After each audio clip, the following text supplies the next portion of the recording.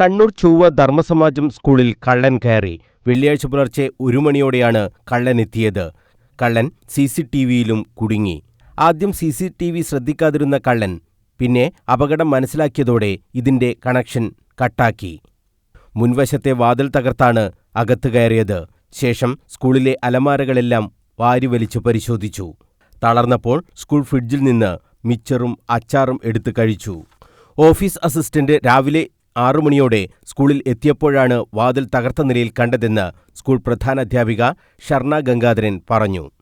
ഇന്ന് രാവിലെ നമ്മുടെ സ്കൂള് രാവിലെ തുറക്കാൻ വേണ്ടി വന്നപ്പോഴാണ് അവിടെ ഒരു ഡോറ് പുറത്തുനിന്ന് ലോക്ക് പൊട്ടിച്ചിട്ടുള്ളത്. അപ്പൊ ഇവര് അത് തുറക്കാൻ നോക്കുമ്പോൾ ഉള്ളിൽ നിന്ന് ആരോ ലോക്ക് ചെയ്ത പോലത്തെ ഫീലാണ് ഉണ്ടായത്. അത് അകത്ത് കയറാൻ പറ്റാത്തതുകൊണ്ട് തന്നെ വേഗം കൺട്രോളിൽ വിളിച്ചു പറഞ്ഞു. അതുപോലെ തന്നെ കുറച്ച് ഫ്രണ്ട്സിനെയൊക്കെ വിളിച്ചു പറഞ്ഞപ്പോൾ ഇതിന്റെ അകത്ത് ആരോ ഉണ്ടെന്ന് ഡൗട്ട് തോന്നി. ഫ്രിഡ്ജിൽ നിന്ന് കുറച്ച് സാധനങ്ങൾ എടുത്ത് കഴിച്ചിട്ടുണ്ടെന്ന് തോന്നുന്നു. അപ്പം എന്താ കാരണം എന്നറിയില്ല. ഒന്നും നഷ്ടപ്പെട്ടിട്ടില്ല ഇവിടുന്ന്, പക്ഷെ മുഴുവനും നശിപ്പിച്ചിട്ടാണ് കാണുന്നത്. ഫിംഗർ പ്രിന്റ് പതിയാതിരിക്കാൻ കരുതലോടെയാണ് കള്ളൻ നീങ്ങിയത്. തോർത്തുപയോഗിച്ചാണ് ഷെൽഫുകളെല്ലാം തുറന്നത്. സ്കൂൾ ഓഫീസിൽ എല്ലാം വാരി വലിച്ചിട്ട നിലയിലായിരുന്നു. ഇവിടുത്തെ ഒരു ഷെൽഫിൽ പണവും ലാപ്ടോപ്പുകളും ടാബുമൊക്കെ ഉണ്ടായിരുന്നുവെങ്കിലും അതൊന്നും നഷ്ടപ്പെട്ടില്ല. എല്ലാ ഷെൽഫുകളും തുറന്നു നോക്കിയ കള്ളൻ പണവും ലാപ്ടോപ്പും ഉള്ള ഷെൽഫ് മാത്രം തുറന്നില്ല.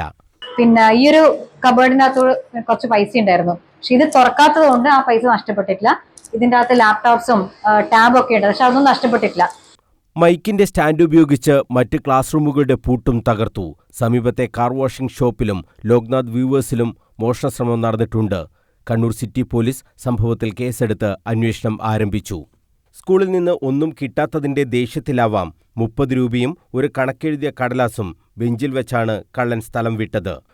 സ്കൂളിൽ നടന്ന ഈ മോഷണശ്രമം അധ്യാപകരെയും വിദ്യാർത്ഥികളെയും ഒരുപോലെ ഭീതിയിലാഴ്ത്തി. News bureau, Kannur.